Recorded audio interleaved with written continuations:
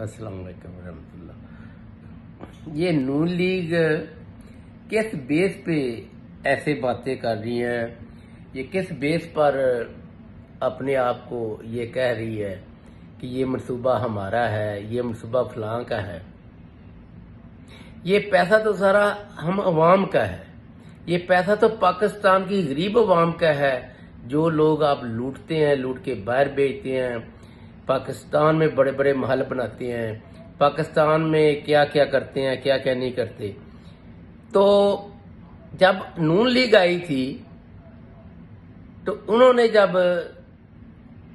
काफ league की प्लेटें उतार के अपनी प्लेटें लगाई, जो कंटिन्यू काम काफ लीग छोड़ के गई थी उनको मुकम्मल नहीं किया।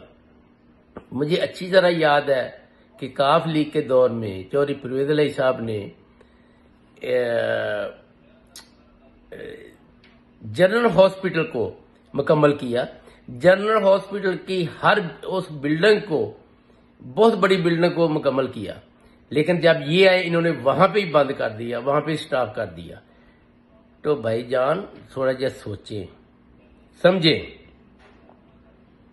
ये चीजें ऐसे नहीं चलती कि जब आप आए तो आप जो दिल करे करें, तो जब कोई दूसरी हुकूमत आए वो करने की कोशिश करे तो आप उनके ऊपर चिल्लाएं। ये अवाम का पैसा है, ये हमारा पैसा है, और आप लोग इसके ऊपर मत ये उल्ट पुल्ट की बातें करें, मत ये सोचें। अब आपकी बारी आने वाली नहीं है। Asim sahab, you are finished, you are go and gone. और इंशाल्लाह ताला आने वाला वक्त जो है वो दुनिया भी देखेगी और अच्छा होगा।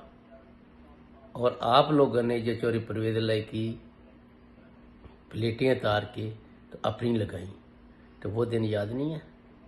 तो इसको बंद करें। मेरा पैसा, मेरा प्रोग्राम, मेरा मनसूबा, मेरा फलां, मेरा ये। तो खदारा अगर कुछ करना है तो पाकिस्तान के लिए करिए, जो आप लोगों ने करना ही नहीं है। हमें अच्छी तरह है कि ये तरीके इंसाफ भी नहीं कर पाएगी। तरीके इंसाफ भी बातें ही हैं, टीवी की बातें ही हैं। प्राइम मिनिस्टर साहब जो हैं बस टीवी के ऊपर ही आके तो पूरी दुनिया को बताते रहे, मैंने ये, मैंने वो, मैंने फलां।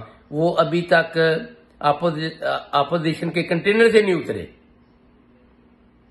अगर चौधरी परवेज इलाही को इन्होंने चीफ मिनिस्टर बना दिया होता तो आज डिफरेंट सिचुएशन होती, डिफरेंट पोजीशन होती। मुल्क में कुछ, पंजाब में जो होता है तो वो मुल्क में होता है। पंजाब सबसे बड़ा सूबा है। तो ये बातें टीवी पे करते रहें आप लोग भी और ये भी हुकूमत। अब इंशाल्लाह ताला जो आने 2023 के इलेक्शनों में जैसे हुकूमत आनी है दुनिया देखेगी। अल्लाह हाफिज।